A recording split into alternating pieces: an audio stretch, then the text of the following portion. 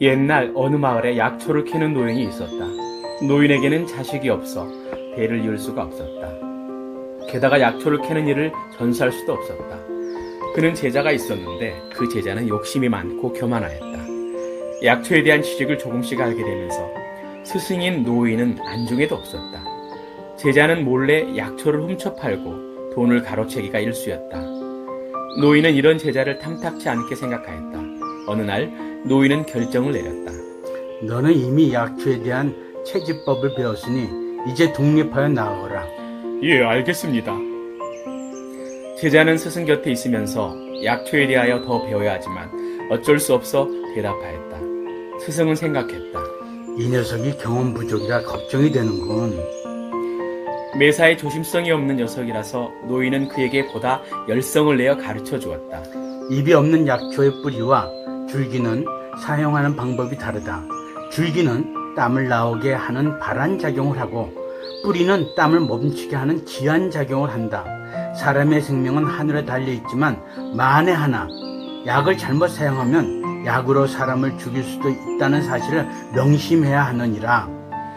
몇 차례의 주의를 주었는데도 노인은 못내 마음이 놓이지 않았다. 그 자리에서 제자에게 이것을 암기하게 함으로써 쉽게 잊어버리지 않고 기억하게 하였다. 제자는 독립하여 나간다는 것이 좋았다. 더 이상 잔소리는 안 들어도 된다는 생각과 들뜬 마음에 노인의 당부 역시 귀에 새겨듣질 않았다. 어느 날 제자는 스승인 노인에게 작별 인사를 하고 떠나서는 약을 채집하여 약 파는 일로 생계를 꾸리기 시작하였다. 스승과 헤어진 제자는 담이 점점 커졌다. 약초에 대한 지식은 부족한데도 겁없이 환자를 치료하였다. 그러다가 잎이 없는 약초로 사람을 죽이게 되었다. 죽은 사람의 가족들은 관가에 그를 고발하였다. 너는 약초에 대한 지식을 누구에게 배웠는가? 관가의 원님이 물으니 그는 스승의 이름을 댔다. 스승은 즉시 관과로 끌려왔다. 도대체 어찌 가르쳤기에 이자가 환자에게 엉뚱한 약을 먹여 죽게 했는가?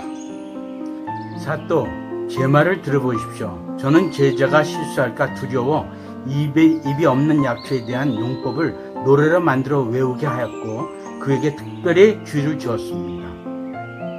이 말을 들은 원님은 제자에게 스승이 가르쳐 주었다는 노래를 부르게 하였다. 발한 시용경, 지한 시용근, 농착쥐 몰명. 땀이 나게 할 때는 줄기를 사용하고 땀을 먹게 할 때는 뿌리를 사용하며 잘못 사용하면 생명을 앗아간다. 제자가 술술 불러 제꼈다. 그러면 묻겠다. 환자가 땀을 흘렸느냐? 네, 온몸에 땀을 흘렸습니다. 너는 무엇을 주었느냐? 줄기를 주었습니다. 뭐라고? 땀을 흘리는 사람에게 땀을 나게 하는 발한 약을 주었다고? 제자는 곤장 40대를 맞고 3년형을 받고 옥고를 치르게 되었다.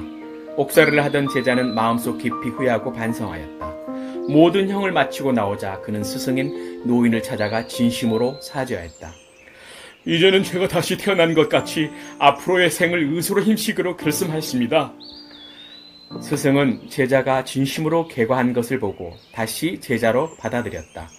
스승이 여러 가지 약재의 사용법을 가르쳐주면 제자는 이전과 다르게 열심히 배웠다. 잎이 없는 약초의 사용법은 자세히 배우고 신중히 사용해야 한다는 것도 알았다. 다시는 같은 실수를 하지 않도록 그 약초의 이름을 마번초라 하였다.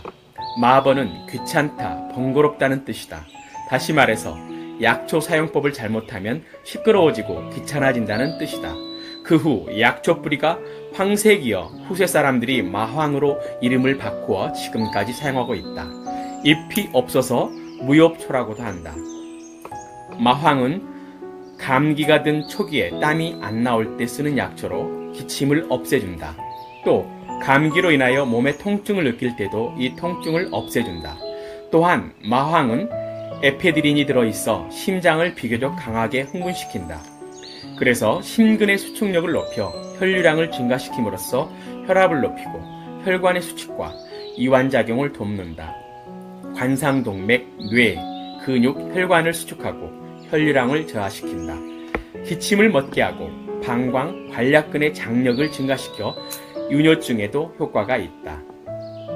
성미, 신, 미고, 온, 귀경, 폐, 방광경, 공효, 발안, 평천, 이수.